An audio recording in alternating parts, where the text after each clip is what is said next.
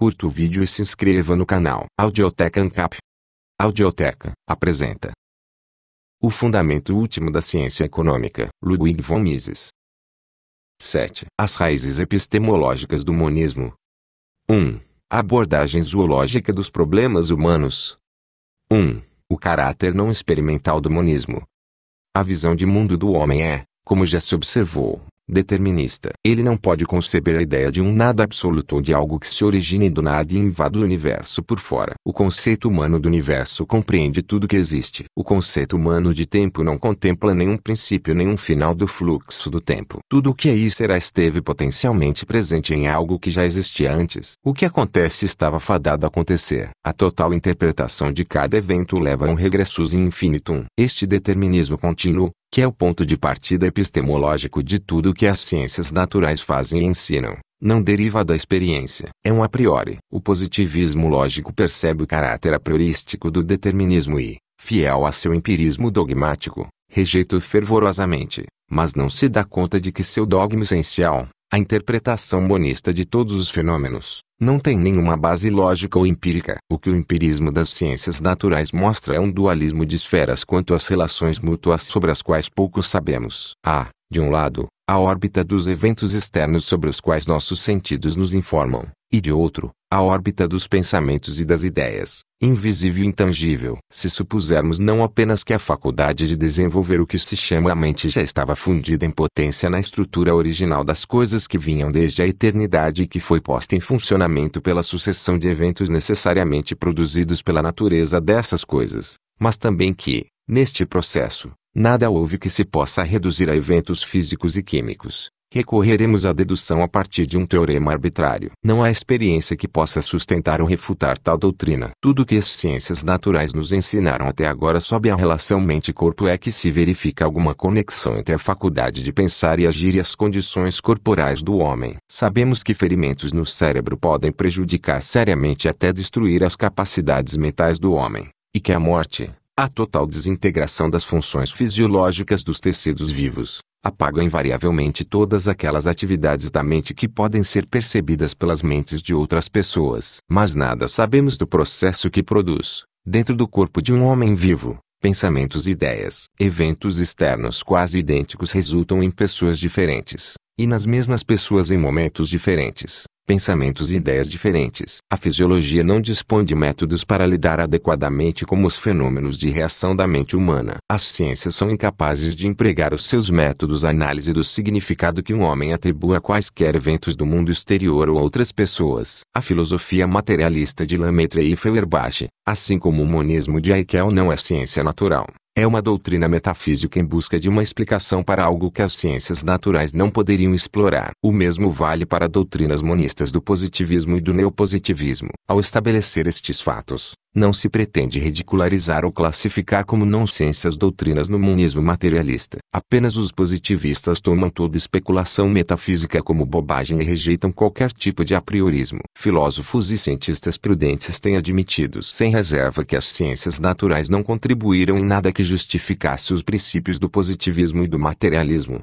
e que todas essas escolas de pensamento estão ensinando metafísica, e um tipo bem insatisfatório de metafísica. As doutrinas que reivindicam para si o epíteto do empirismo radical, ou puro, e estigmatizam tudo o que não é ciência natural experimental como nonsense, são incapazes de perceber que o núcleo supostamente empirista de suas filosofias é, todo ele, baseado em dedução a partir de uma premissa injustificada. Tudo o que as ciências naturais podem fazer é rastrear os fenômenos que podem ser, direta ou indiretamente, percebidos pelos sentidos humanos até chegar a um conjunto de dados irredutíveis. Poder-se-ia rejeitar uma interpretação dualista ou pluralista dos dados da experiência e supor que, no desenvolvimento futuro do conhecimento científico, todos esses dados poderão ser rastreados até uma fonte comum. Mas tal suposição não é ciência experimental. É uma interpretação metafísica. E supor que esta fonte aparecerá como a raiz de todos os fenômenos mentais, também. Por outro lado, todas as tentativas de demonstrar a existência de um ser supremo por meio de métodos terrenos de pensamento,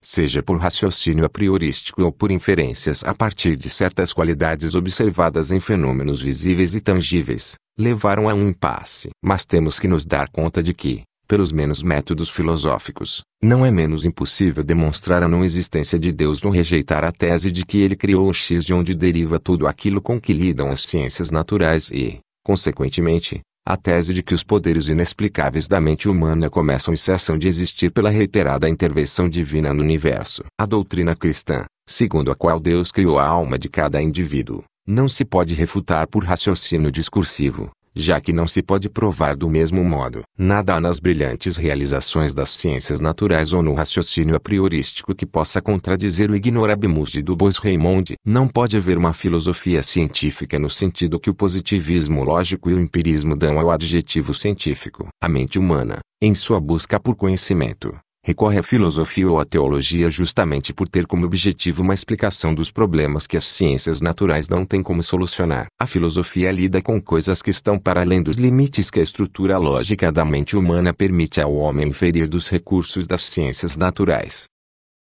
2. O cenário histórico do positivismo.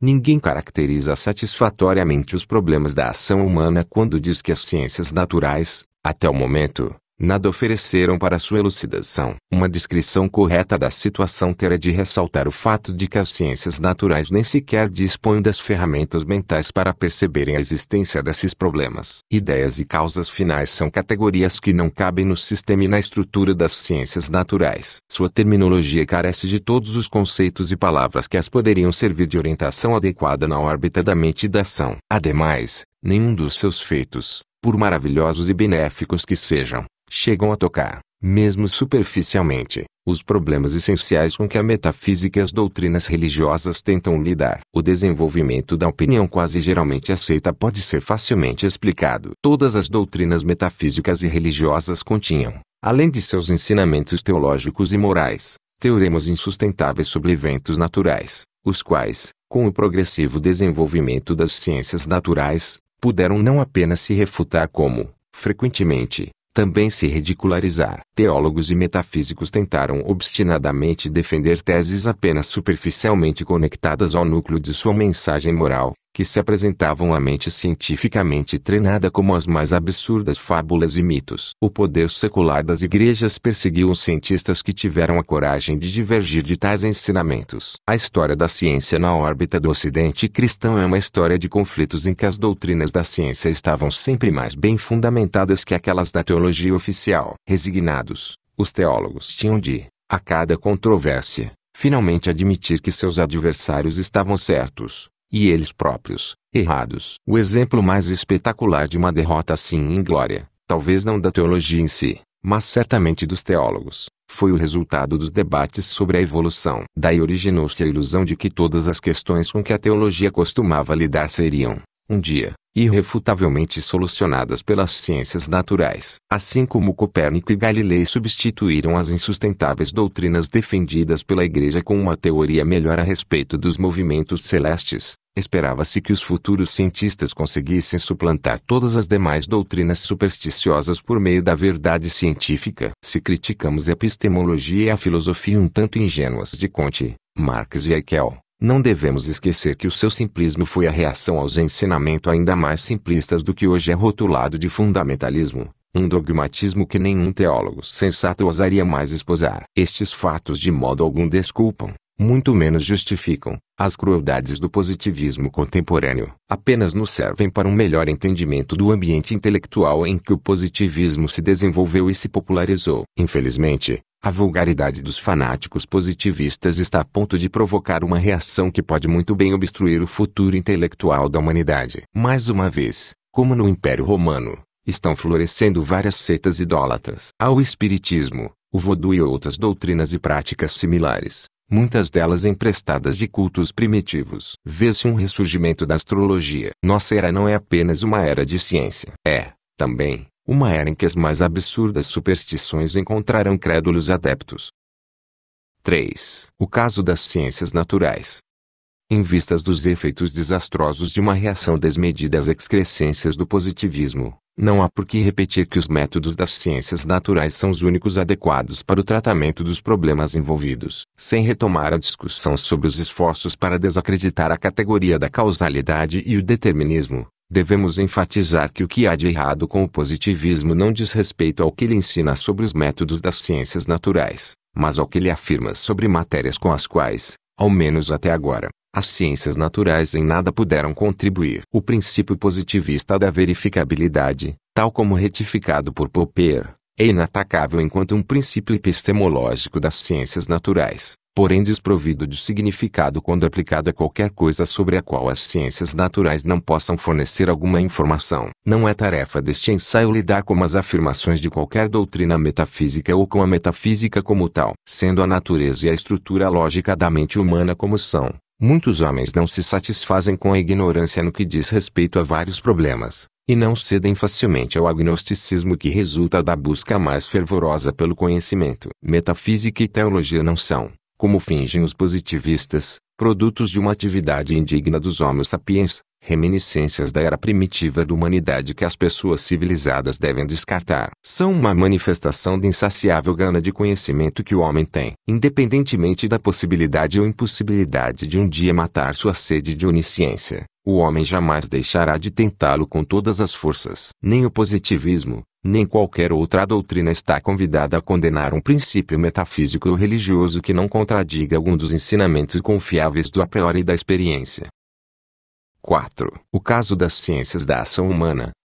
Não obstante, este ensaio não lida com teologia ou a metafísica e a rejeição de suas doutrinas por parte do positivismo. Lida com o ataque positivista às ciências da ação humana. A doutrina fundamental do positivismo é a tese de que os experimentos das ciências naturais são o único método a ser aplicado na busca pelo conhecimento. Na visão dos positivistas, as ciências naturais, completamente absortas na tarefa de elucidar os problemas da física e da química, já negligenciaram e podem vir a negligenciar novamente os problemas da ação humana. Contudo, acrescentam, não pode restar dúvida de que os homens imbuídos da perspectiva científica e treinados nos métodos exatos do trabalho laboratorial, tendo tempo livre para se voltar ao estudo de assuntos menores como o comportamento humano, substituirão o inútil palavrório agora em voga por autêntico conhecimento científico. A ciência unificada resolverá todos os problemas envolvidos e inaugurará uma gloriosa era de engenharia social, em que todos os assuntos humanos serão tratados com a mesma eficiência com que a tecnologia moderna nos fornece energia elétrica. Alguns passos importantes no caminho,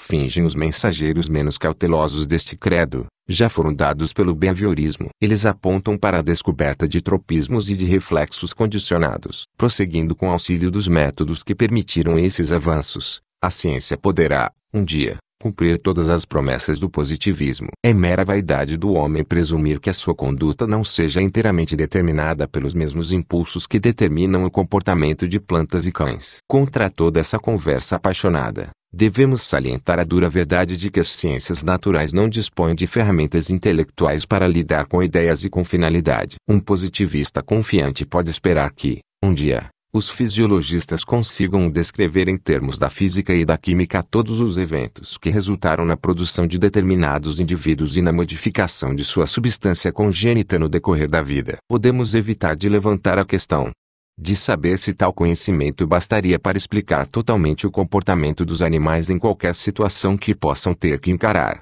mas não se pode duvidar que não permitiria ao estudante lidar com a reação do homem a estímulos externos. Isto porque essa reação humana é determinada por ideias, um fenômeno cuja descrição está fora do alcance da física, da química e da fisiologia. Nos termos das ciências naturais, não há explicação para o que leva muitas pessoas a manter a fé nos credos religiosos em que foram criadas e outras tantas a mudar de crença, para o que faz com que as pessoas se filiem ou abandonem partidos políticos, para a existência de diferentes escolas de filosofia e de opiniões diferentes sobre um grande número de problemas.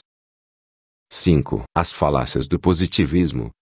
Constantemente em busca de melhorar as condições sob as quais os homens têm de viver, as nações da Europa Central e suas colônias ultramar conseguiram desenvolver o que é chamado, e mais frequentemente xingado, de civilização burguesa. Seu alicerce é o sistema econômico do capitalismo, cujos corolários políticos são o governo representativo e a liberdade de pensamento e expressão. Embora continuamente sabotada pela tolice e malícia das massas e por reminiscências dos métodos pré-capitalistas de pensamento e ação, a livre iniciativa mudou radicalmente o destino do homem. Reduziu as taxas de mortalidade e prolongou a média de vida, assim multiplicando as taxas populacionais. De modo sem precedente, elevou o padrão de vida do homem comum nas nações que não refrearam tão severamente o espírito empreendedor dos indivíduos. Todas as pessoas, por mais fanáticas que sejam em denegrir e combater o capitalismo, implicitamente o homenageiam ao clamar ardentemente pelos produtos que ele gera. A riqueza que o capitalismo tem proporcionado à humanidade não se deve a uma força mítica chamada progresso,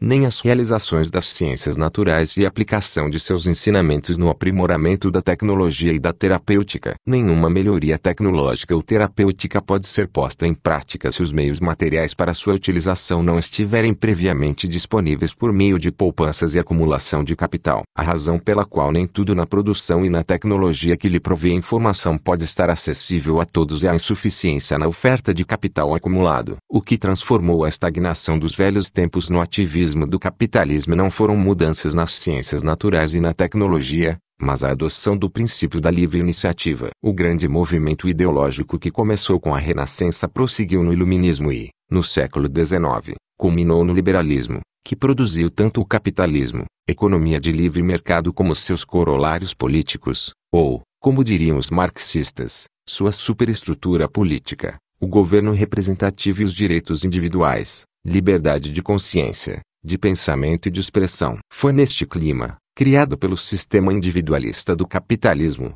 que se deram todas as conquistas intelectuais modernas. Nunca antes a humanidade vivera sob condições tais como as da segunda metade do século XIX, quando, nos países civilizados, as questões mais pujantes da filosofia, da religião e da ciência podiam ser livremente discutidas, sem nenhum temor de represálias por parte dos grandes poderes existentes. Foi um tempo de produtividade e de dissensão salutar. Desenvolveu-se um movimento antagônico, mas não de uma regeneração das desacreditadas forças sinistras que, no passado, levavam à conformidade. Ele brotou do complexo autoritário e ditatorial profundamente infundido nas almas de muitos daqueles que se beneficiaram com os frutos da liberdade e do individualismo sem nunca terem contribuído, no mais mínimo que fosse, para o seu crescimento e amadurecimento. As massas não gostam daqueles que as superam sob algum aspecto. O homem médio tem inveja e ódio daqueles que são diferentes. O que move as massas para o lado do socialismo, mais do que a ilusão de que ele as fará mais ricas, é a expectativa de que ele refreie a todos aqueles que são melhores do que elas. O traço característico de todos os planos utópicos,